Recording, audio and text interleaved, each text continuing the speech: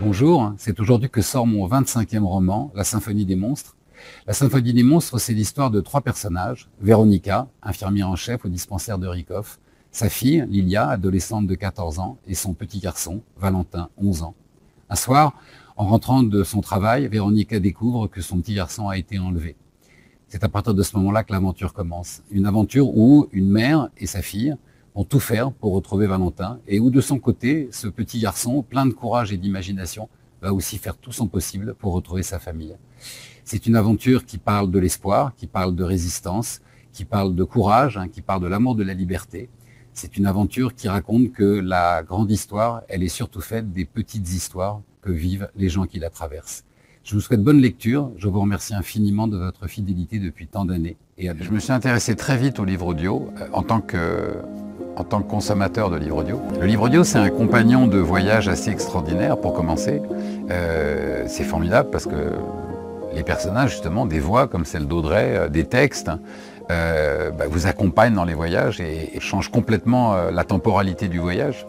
Et puis, le livre audio, c'est aussi c'est un compagnon de nuit assez remarquable. Pour tous ceux qui soit souffrent d'insomnie, soit souffrent par exemple de ce qu'on appelle l'angoisse de la nuit, c'est-à-dire qui appréhendent la venue du soir et la venue de la nuit.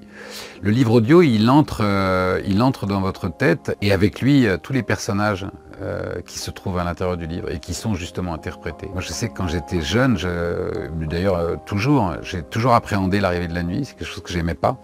Et le livre audio, c'était extraordinaire. C'est-à-dire que tout à coup, paf, vous mettiez vos écouteurs et immédiatement, tout l'espace, vous voyez, se remplit de personnages et la solitude de la nuit s'en va et c'est un voyage vers le sommeil qui est extraordinaire.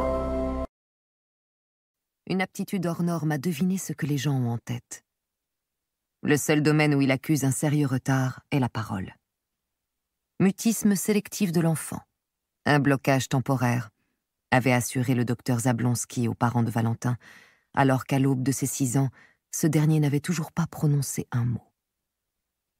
Zablonski, un excellent pédiatre, n'était pas de ceux qui se contentent d'un diagnostic hypothétique, surtout si le problème est délicat. Il étudiait toutes les pistes possibles, cherchait la moindre corrélation entre les symptômes, et son orgueil ne souffrait pas de demander l'avis d'un collègue. Après avoir fait examiner son jeune patient par un spécialiste du langage et envoyé son dossier à un neurologue, il s'était montré formel. L'enfant avait une audition irréprochable. Son développement intellectuel était au-dessus de la moyenne, et le compte-rendu d'un examen IRM avait confirmé que le cerveau était absolument normal. Si Valentin avait pu parler, il aurait demandé à Zablonski ce qu'était un cerveau normal. Au moins, se taire évitait de poser des questions idiotes. Ce matin-là, l'homme qui fait mine de choisir une boîte de céréales dans les rayons de la supérette a un comportement bizarre. Valentin jurerait qu'il est en train de le suivre.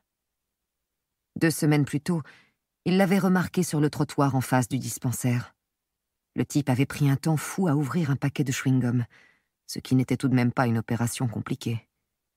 Plus étrange encore, quand Valentin était arrivé à sa hauteur, il avait rangé le paquet dans sa poche sans en avoir pris un.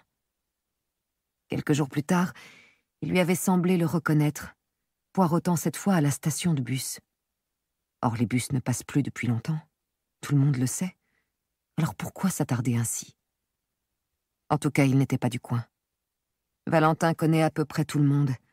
Rares sont les visages dans le quartier à lui être étrangers. Il aurait dû partager son inquiétude avec sa sœur, pense-t-il. Mais Lilia a suffisamment de soucis comme ça. Puis peut-être se fait-il des idées. Valentin a son monde à lui, qu'il peuple d'êtres imaginaires dès qu'il s'ennuie.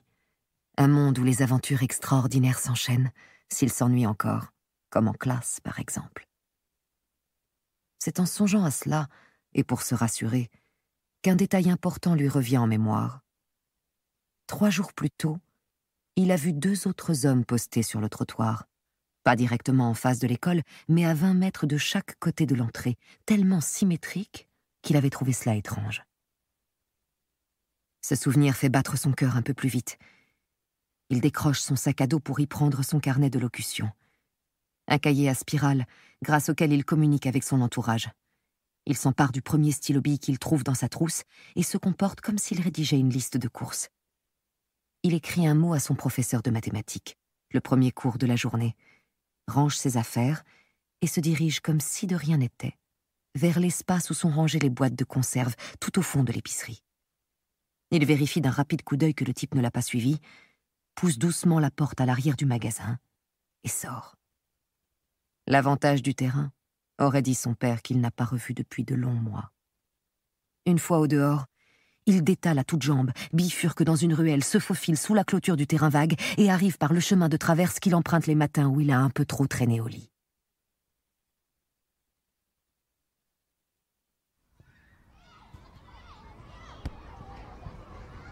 Valentin ne s'attarde pas dans la cour de récréation. Il passe devant ses camarades sans les saluer, s'engouffre dans le vieux bâtiment en briques pour grimper les marches. Au premier étage, il s'arrête net devant la porte de sa classe pour réfléchir un instant. S'il montre ce qu'il a écrit, il risque de passer pour quelqu'un qui veut faire l'intéressant. Soupçonner un homme parce qu'il a eu du mal à ouvrir un paquet de chewing-gum et qu'il a recroisé à l'épicerie, ou deux autres parce qu'ils se sont attardés sur un trottoir, ne justifie pas d'alarmer son entourage. Mais Valentin est certain que son instinct ne le trompe pas. Si la nature l'a condamné au mutisme, elle lui a donné en contrepartie un pouvoir de perception hors du commun. Prenant son courage à deux mains, il reporte avec soin dans son cahier les dernières conclusions de son enquête, entre dans la salle et pose sa prose sur le bureau du professeur. Après lecture, Madame Jarouski relève la tête pour le fixer avec attention. N'oubliez pas de repartir avec votre livre audio offert, en cliquant sur le premier lien situé dans la description de la vidéo. Je vous présente également mon tutoriel complet et facile, du début jusqu'à la fin, pour obtenir le livre de vos envies. Et pour trouver la paix intérieure, et devenir maître de votre sérénité grâce à la relaxation, un guide vous est offert par Progress Elixir. Abonnez-vous pour découvrir quotidiennement de nouvelles expériences sensorielles. Merci à tous.